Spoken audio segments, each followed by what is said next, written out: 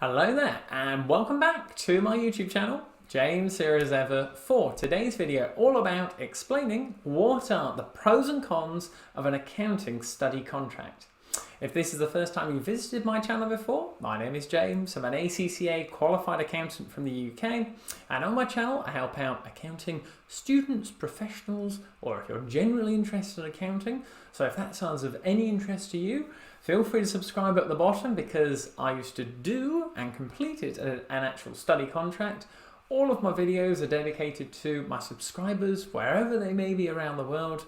If you want to leave me a comment below of any questions or videos you'd like me to go through, they're all dedicated, as I said, to my lovely subscribers. And today is no different because Taha, what a lovely name down there, has put, yes, please make a video. Oh, I, the E the other way. It's all right, Taha, don't worry. Too excited for the video, that's fine.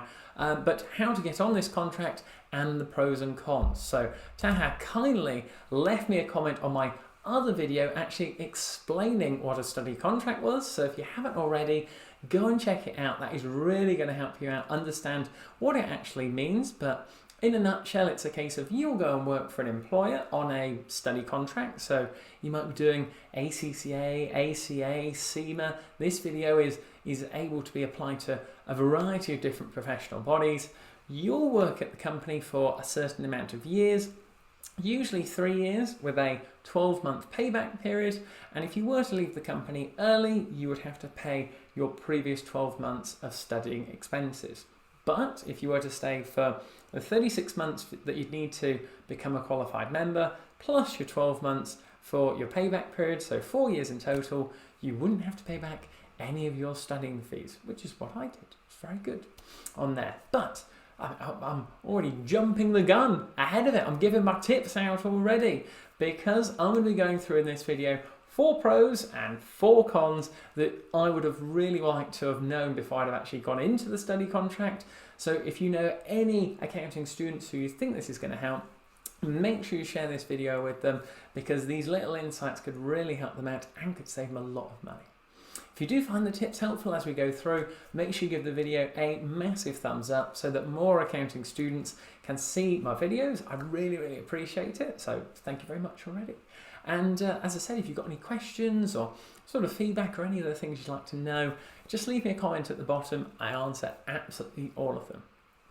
So without any sort of further ado, I think we should get stuck in. So to the actual video on here. So make sure you've got your actual pen and paper at the ready. We're going to go through the 4 key areas that you definitely need to be aware of and that you will also need to be asking your potential employer. So the first pro, first of all, I already alluded to it already, but the company would pay for your actual studying and your expenses. So that's the first key tip, which can actually run into the actual thousands of pounds depending on the sort of type of tuition and provider.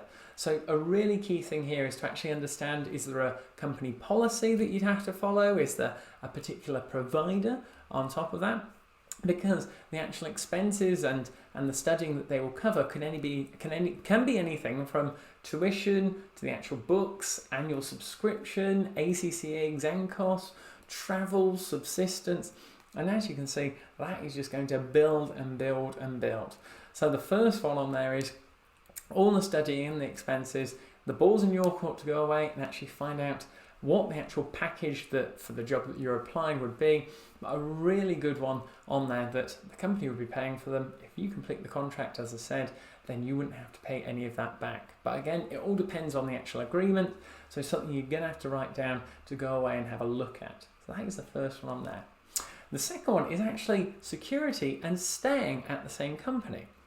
So that's where the key thing here is that when you're part of the actual study contract, that's usually for, as I said, 36 months to actually gain the required experience for your actual application for membership to become a qualified accountant. So that's the process with ACCA. And then you'd have another 12 months on top of that, so 4 years in total, which again is a sizable amount of time. But the key thing here is over a 4-year period, and what happened to me was you'd actually, as you progress through your actual studies and gain more experience, that's where actually you develop within the actual workplace itself. So this can be an actual benefit for you, that if you're at a firm for 4 years in a location that you're actually quite happy with, then linking into other areas of your life, then you can actually potentially purchase a house instead of maybe renting, because it's your long-term thinking of, if I'm in a place for 4 years, holding on to a house long-term, that is the best way to go about it. Obviously, not financial advice, and to be honest, for this video, I didn't actually buy a house when I went through this. It's one of the things I look back on and say I could have at a stretch and a push for finances, but again, it's up to you. Just something to consider. I was more sort of focused on the exams sort of one by one, and I rented with friends, which actually quite helped the actual motivation to get studying. But again, if you're thinking about long-term staying in the same place, the study contract will keep you at the same firm, so potentially a house is another option, because being secure when studying can actually also help. So if you're in a secured location that you know is your actual home, then it can actually help you build routines and to become more effective at studying. So just another thing to think about there, the actual security and staying at the company, I would say is a pretty good positive on there for number 2, assuming you actually keep your employment going and you have no issues about failing exams, obviously, just to be aware of. The third thing now, which again gets overlooked and you rarely hear much about this online, the third thing is to actually negotiate a pay rise. So this is in your initial contract, or some firms actually have it in their policies, that when you actually pass your exams or reach a certain level, so you might finish all the applied skills papers, so all the F papers on there, you would actually gain a potential salary increase. So I've heard it work in different ways, that for every exam you pass, it may be an extra £500 on your salary, or if you were to actually reach finishing, say, all of the F papers, F1 to F9, this can actually result in a pay rise of a given or an agreed amount on there. So it's just something to be aware of, as to say, well, is this something you could maybe negotiate in your contract when you're first there going for an interview as well, or to actually inquire to see if that is a current policy.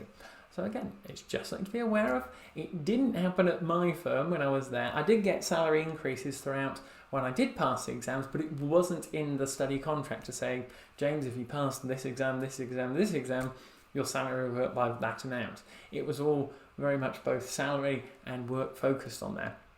But there is the final thing that I've heard from some students, that once they actually qualify, they actually gain a bonus for it as well. So again, something to actually inquire, and again, another positive. But I would say as well, when you actually do become ACCA qualified, you are highly likely to see a salary increase anyway. So again, another positive to stay there within the firm, get it all signed off, all ticked off. And as well, the application for membership, there is a cost associated with that. I think it's about £250 in the UK. And again, if the company will pay for it, brilliant for you that on there. So that is number 3, as to say, inquire about the actual pay increases if you were to pass exams or to reach a certain level. Now, coming on to the 4th one now, and this is something that I benefited from at the company I worked on, and this was actually study leave.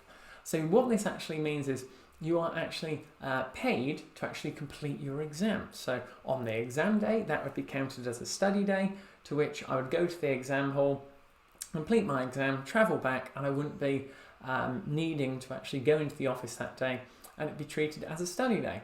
You can also have that the actual day before can be counted as a study day as well. So again, time when you're not actually having to use it as your actual annual leave as well, which again, I had to use some annual leave because I wanted a bit more time to focus. But again, the more study leave days that you get, and again, it depends on different companies have different policies, but again, it's a really good positive that you're not inclined to work those days focusing on your main role. You can just focus on your studying instead. But this is also, as ever, pending your specific study contract, so make sure you look at the actual detail, because that's where the devil in the detail lies. And your tuition may be face-to-face or be actually paid to attend on there. So the more it actually costs is the more face-to-face tuition you have. So this could be you may be going on question-based days or things like this that your actual employer will count as study leave days that again you won't have to pay for. But it all depends on your study contract, because some of your actual tuition may be online, which could be after work hours. that you have to make up in your own time, versus some study leave would be during the working day, so you wouldn't need to be in the office. So again, really good positive on that. You could focus on the studying, and overall you're more likely to get that better pass mark. So that is tip number 4 on there, and tip number 4, benefit of study leave. But as ever, with 4 pros, there are some cons associated with it. So I'm going to word it as ever from my experience in my own little words on this. So con number 1, and this is going to be applying to as many people as possible, and I'll word it in the best ways as I can. Staying at the same company is the first potential con, or shall I say most likely on there. So the reason for that is because of the actual structure of the study contract, that you've got your 36 months and then the 12 months payback. It's really important you actually do your research to say you really want to go and work there, and to understand what you will learn when you're working there as well.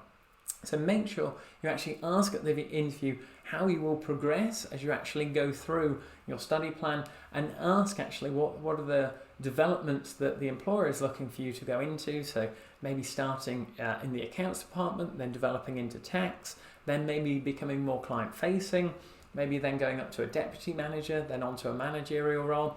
These are the key questions that you need to be asking, versus, which I do hear from some students, that they just sit in the same role for their whole position when they're actually studying, and they don't see much development or progress. So again, some key things to be aware of. This is the reason why I say that some people may not like being in the same place for a variety of reasons. Closer. I know it's just one of those things.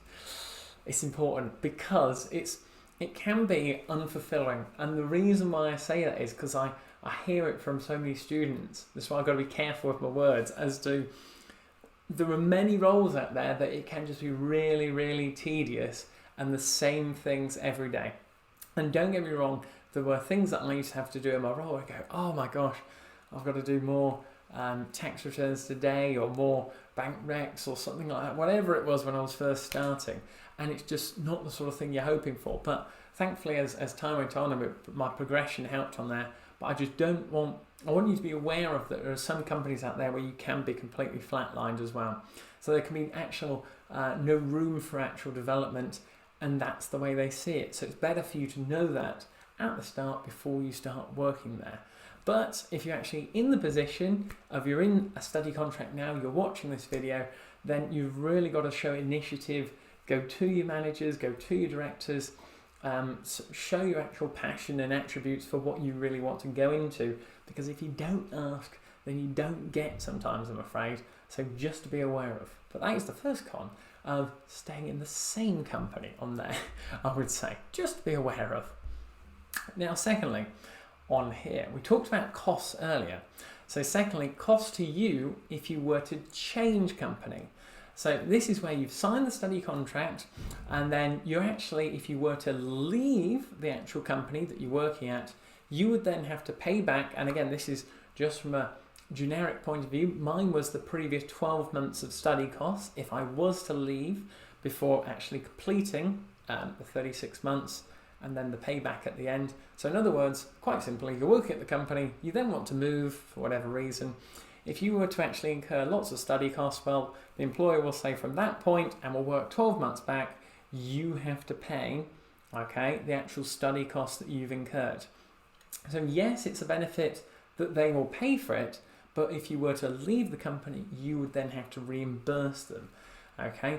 And just to be clear on here, if you're going to tuition, again, face-to-face, or racking up all the other costs associated with ACCA and the exam fees, this can get into the thousands of pounds. And I think the highest I heard in the past was, I think it was around £8,000, top of my head, that this person would have to have paid to move to a different company, okay? Or if you are moving roles, the other thing that again I've heard from some contacts is that you can actually ask your new employer if they would cover the costs associated with it, okay? But again, this is where it comes down to, if you don't ask, you don't get, because if they don't fork out the bill and they don't want your skills and attributes, then you are going to have to pay for it. the worst thing they could say is no, okay? But at least you've asked the question, because you could be £8,000 out of pocket, or the other new company you're going to, who sees the skills and the value that you would bring to the team, would actually pay the bill. So it's just something to be aware of, that yes, it's brilliant, they pay for all the expenses, but there is a flip side on that, that if you were to leave, you were to break your study contract, then usually it is the previous 12 months of studying costs. This is where it's really important you actually look at your contract, because I've seen it being up to 2 years for the payback period. So if it's that long, it is going to be even more. So please, please, please just go away and check it. But again, these are the actual cons or the worries that I'd be looking to actually be aware of, and I wish I'd have known about more before I actually got into my study contract. So yeah, hope it helps. But we've still got 2 more, because number 3 on here is you could lose your job or be fired, okay? So this is where if you don't pass your exams within a certain amount of time, or you fail an exam too many times, this can cause your study contract and employment to be terminated, okay? So at some firms that I've actually heard, it's a case of if you fail an exam twice, then they have the right to actually terminate your actual study contract and employment contract. So this is where, because you've signed that agreement, it gives the employer the right to terminate that contract based on your actual performance in those examinations. So this is where, again, at the interview, make sure you're actually asking the question that, brilliant, if you are going on to a study contract, but what would be the ramifications if you actually failed exams? What would happen on that? It's just to be aware that it'll be in the detail at the bottom, just so you're aware, because it could leave you with no income, then you wouldn't be able to pay your day-to-day bills, and then this could have further repercussions as well. So again, just another thing to be aware of. I failed exams, thankfully only once, but it's just to be aware of, because I know it can be really, really difficult when you're working at a firm and you failed an exam one time, and then there's potentially internal pressure that, why did you not pass? Hang on, what's going on here? How are you going to be better? Are you fully focused? And then people start to potentially question you. You really want people who are going to be positive and to get you in a good spirit ahead of your exams. But I'm afraid sometimes it's not all sunshine and rainbows when you're working for a business and you've got other commitments as well on top of it. So just to be aware that you could lose your job or be fired. A real key thing just to get noted down on there. And finally, number 4, which again gets really overlooked. It's one of those things that you only find out later down the line. But number 4 are the extra costs on here. So this is where, when you actually, you might pass your exams with flying colours on there. I don't know, but I failed some exams on there, and it's the resit exam costs. So what tends to happen is the employer will pay for the first sit, your first go, but if you fail it, then you would have to pay for the actual second attempt on here. So that's with the actual ACCA exam entry fees.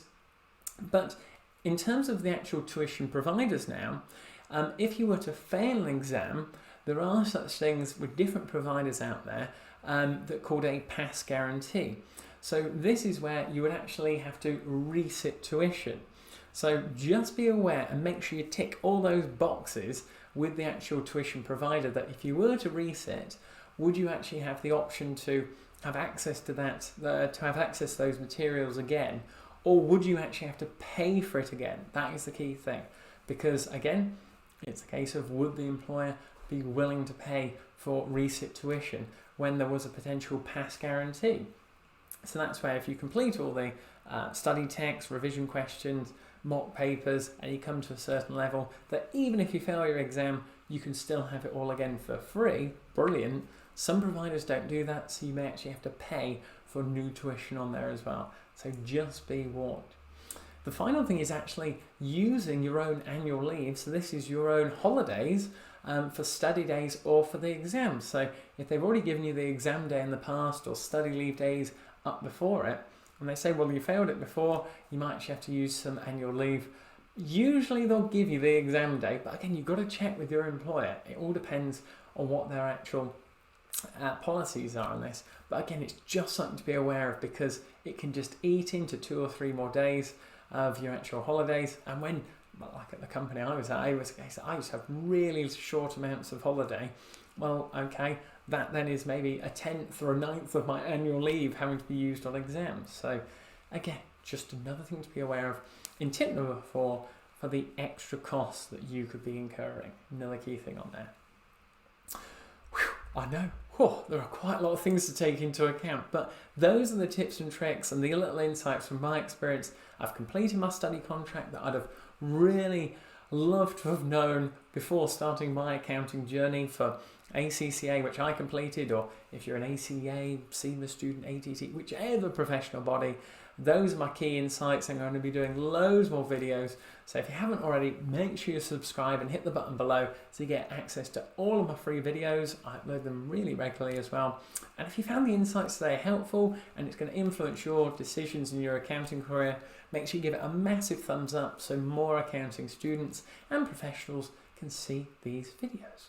But as ever, if you've got any questions or comments on the video, just feel free to leave them down below. I answer them all. And again, if you've got colleagues out there or people who you know will want to get into accounting, make sure you share this video with them and they can get in touch. They can leave me a comment below. It's really going to help them out. It's all free. It's all the stuff that I'd have really liked to have known if I was back in my shoes in the good old days of doing a study contract in your early 20s. But hey, these are the main things that I want to get down on record to help you out. That is the main thing on there. So finally on that, I'd just like to wish you all the best with your accounting journey. I don't know which part you're at, whether you're just starting out, you're partway through your exams, or maybe your final one. I don't know. I hope my videos help you out along with my experience, because that little bit of insight, whether it's about the fees, whether it's about the sort of progress, the actual study contract logistics, that is all going to help you out, and it could save you some money, it could save you some headaches and sleepless nights and all the stuff that I've had before. So that is the main thing. I've got plenty more ACCA accounting videos, loads of different resources on the channel. So what I've done for you is, as a final lovely treat, I've left you a couple of videos at the end here. Make sure you click one of them, because they're definitely going to help you out and could be the difference in you passing your next accounting exam. Well, as ever, on that bombshell, I'll see you next time. Cheers!